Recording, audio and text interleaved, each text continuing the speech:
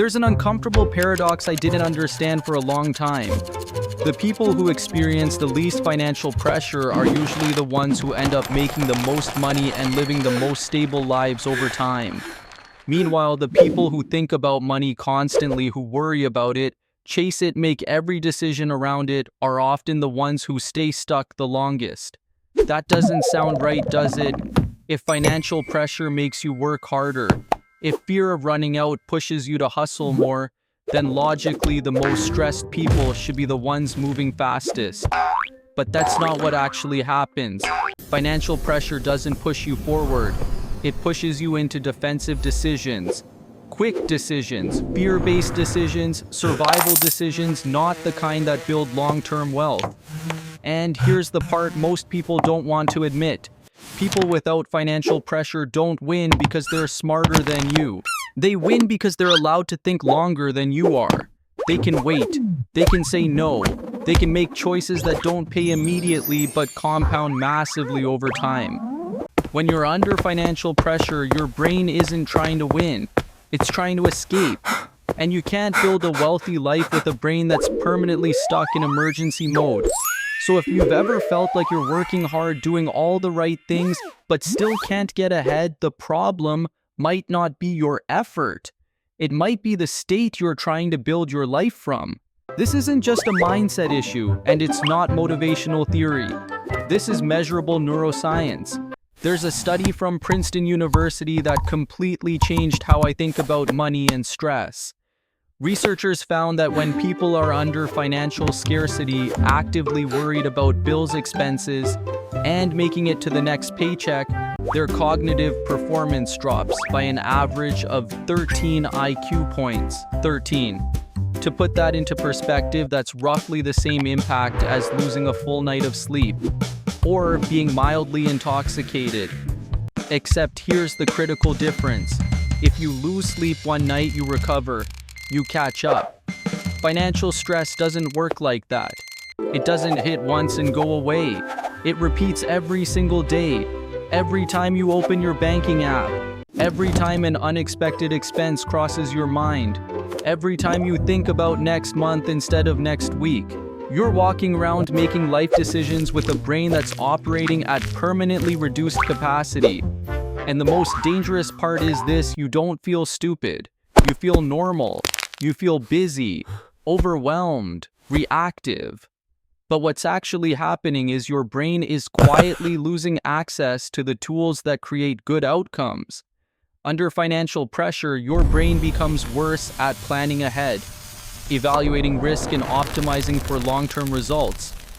Not because you don't want to, not because you're irresponsible, but because the part of your brain that handles those functions is being suppressed by stress.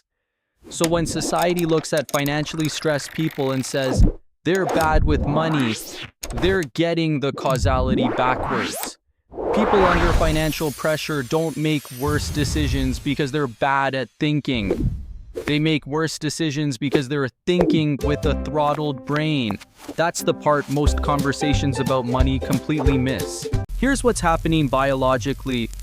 Financial pressure activates the amygdala, the fear center of the brain. That's the part responsible for detecting threats and keeping you alive.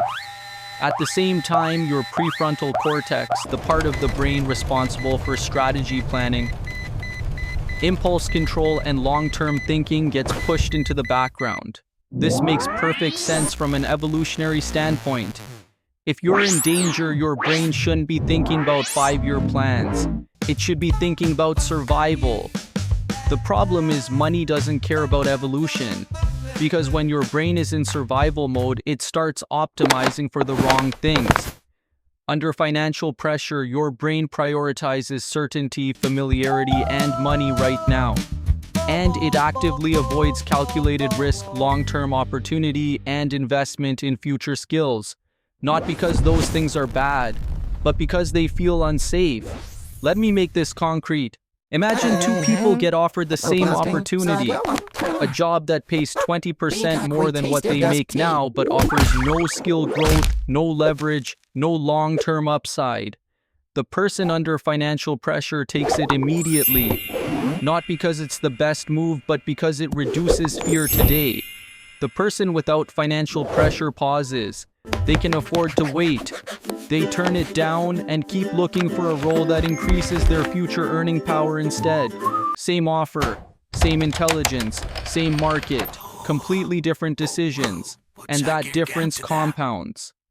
Financial pressure doesn't just influence what you choose, it influences which options even feel available to you. When you're stressed, your brain isn't asking, what decision leads to the best outcome over time? It's asking what decision stops the pain fastest, and that's the core problem.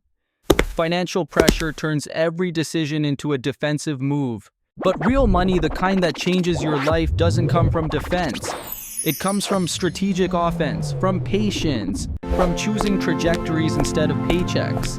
And a brain stuck in survival mode simply isn't built to play that game. Here's where this stops being abstract and becomes painfully mathematical. Most people think getting ahead financially is about making more decisions, more moves, more hustle, more action. But when you actually look at outcomes, that's not how it works. Let's simplify it. Take two people. Person A is under constant financial pressure. Every year they make about 10 major decisions. Job changes, side hustles, investments, short-term fixes. Because they're rushed, stressed, and reactive, their decisions are often made under fear. Let's be generous and say 40% of those decisions turn out well. Person B isn't under financial pressure. They don't move as often. They make 3 or 4 major decisions per year. But because they're calm, selective, and strategic, their decision accuracy is closer to 70 or 80%. Now zoom out. After 5 years, Person A has made 50 decisions. Person B has made maybe 18. Person A has more motion, more activity, more effort. But they've also accumulated far more mistakes. Bad job moves, dead-end roles, investments made at the wrong time. Opportunities taken for cash instead of trajectory. Person B, on the other hand, has fewer total decisions, but each one carries leverage. Fewer mistakes, cleaner compounding, less damage to undo. And this shows up everywhere in real life. One person changes jobs 5 times in 5 years. Each move brings a slight pay bump, but no real skill growth, no upward slope. Another person changes jobs twice in the same period, but both moves are deliberate. Right industry, right timing, right capability, same effort, same intelligence, radically different outcomes. So when people ask why some individuals seem to get lucky financially, the answer usually isn't luck. It's error avoidance. People who make more money over time don't do more things right. They simply do fewer things wrong. This brings us to the most misunderstood concept in personal finance, the buffer. A buffer isn't extra money. It's not savings for fun. It's not wealth. A buffer is the distance between you and disaster. That's it. And that distance changes everything. Someone with a 3 to 6 month buffer doesn't need to take predatory loans, accept terrible deals, or stay in environments that drain them. Not because they're brave, but because they have options. Someone without a buffer doesn't have that luxury. They don't get to ask, is this the right move? They have to ask, will this keep me afloat? That difference shows up most clearly with freelancers. Take a freelancer with 4 months of living expenses saved. They can raise their rates, turn down bad clients, and choose projects that actually improve their skills. Now compare that to a freelancer living invoice to invoice. They can't say no, they can't wait, they can't negotiate. Not because they don't know better, but because survival overrides strategy. And here's the part people miss. The buffer doesn't make the first person rich overnight. It simply prevents them from making desperate decisions. But those avoided mistakes compound just as powerfully as good investments do. The buffer doesn't create success directly, it protects decision quality, and decision quality is the engine behind everything else. That's why people with buffers tend to earn more over time. Not because they take bigger risks, but because they only take intentional ones.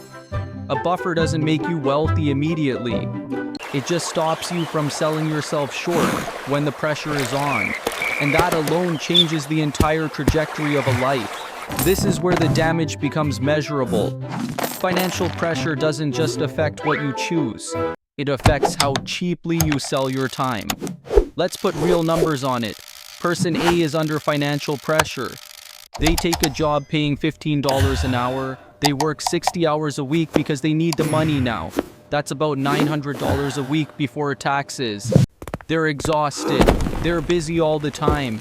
And every spare hour is spent recovering, not learning. Person B is not under immediate financial pressure. They can afford to make a short-term trade-off. For a period of time, they earn very little or even nothing. Instead, they spend that time learning a skill with leverage. Something that compounds. Something that increases future earning power. From the outside, this looks irresponsible. Person A looks productive. Person B looks lazy. Now fast forward 3 years. Person A has gone from $15 an hour to maybe $18 an hour. A small raise, some stability, but no real change in trajectory.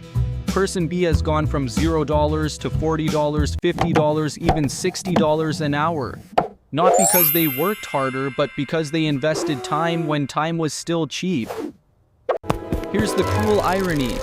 Person A was busy the entire time, always working, always tired, always doing something. But they never had the cognitive or time bandwidth to improve their leverage. Person B had fewer visible outputs early on, more empty space in their calendar, more uncertainty. But that space was exactly what allowed them to build something durable. Financial pressure tricks you into believing that any income is good income. That being busy is the same as moving forward. It isn't. Pressure forces you to optimize tomorrow. But real money comes from optimizing 5 years out. And you can't do that when every decision is being made with rent due in the background. Now zoom out. This is where everything connects. People without financial pressure don't magically earn more money. They earn more because their decision environment is better. Here's the chain reaction. When you have a buffer, your brain stays calm. When your brain is calm, you can think in probabilities instead of panic. When you think clearly, you make fewer desperate decisions. Fewer desperate decisions lead to better opportunities. And better opportunities over time lead to higher income. This isn't dramatic, it's incremental. You don't need to make 10 perfect decisions. You don't need genius-level insight. You just need one better decision per year. 1 year, you choose a job with growth instead of just pay. Another year, you decline a bad deal instead of accepting it out of fear. Another year, you invest in a skill instead of chasing quick cash. Individually, none of these choices look life-changing. But stack them over 10 years and the difference becomes enormous. This is why calm people seem lucky. They're not luckier. They're just not constantly undoing their own progress. Money doesn't create wealth because of interest rates or returns alone. That's the surface-level explanation. Money creates wealth because it raises the quality of decisions you're able to make. It removes urgency. It removes desperation. It removes the need to trade long-term upside for short-term relief. And once that happens, the entire game changes. You stop asking, how do I survive this month? And you start asking, what choice makes the next decade easier? That shift from survival thinking to strategic thinking is why people without financial pressure end up earning more over time. Not because they're better people, not because they hustle harder, but because they're finally playing a game their brain is actually designed to win. Let's bring this down to real life, not theory, not psychology, just situations most people recognize immediately. Cars. When someone is under financial pressure, they usually buy the most car the bank will approve. Long loan, high monthly payment, little margin. Not because they love the car, but because they're trying to feel stable right now. Someone without financial pressure does the opposite. They buy a cheaper car. They keep the payment low or avoid it entirely. They protect their cash flow. Same roads, same traffic, very different futures. One choice locks money into a depreciating asset. The other keeps options open. Jobs. When you're under pressure, you change jobs for one reason: pay. Whoever offers more money today wins the decision. But when pressure is low, you start asking different questions. Does this role build skills? Does it increase leverage? Does it improve my trajectory 2 or 3 moves from now? Same job market, same offers, different filters. Investing pressure creates urgency. Urgency creates FOMO. People buy because everyone else is buying. They chase returns because sitting still feels dangerous. But calm investors don't rush. They wait for probability to tilt in their favor. They're comfortable missing out. They care more about avoiding bad entries than catching every rally. Same opportunities exist for both groups. The difference isn't access. It's the mental state you're in when the opportunity shows up. And that's the pattern across everything. The difference isn't opportunity, it's posture. So if you want to earn more money over time, here's the uncomfortable truth. Don't start with money, start with pressure. Because pressure distorts thinking. It shortens time horizons. It forces defensive choices that look reasonable today and quietly sabotage tomorrow. Reducing financial pressure doesn't mean giving up ambition. It means creating the conditions where ambition can actually work. This is why chasing income without margin often makes people feel poorer, not richer. And why people who build margin first end up with more freedom later, even if they earn less at the beginning. The real shift isn't financial, it's cognitive. When pressure drops, your brain finally stops asking, "How do I survive this?" and starts asking, "What's the smartest move from here?" That's when patience becomes possible. That's when leverage becomes visible. That's when long-term thinking finally turns on. People who aren't under financial pressure don't win because they're better than you. They win because they're allowed to think longer than you are. They can wait while others rush. They can say no while others accept. They can build while others are just coping. And that's the quiet advantage that compounds into everything you see from the outside. Not flash, not hustle, not genius, just a brain that isn't constantly being pulled back into survival mode. That's where real wealth starts.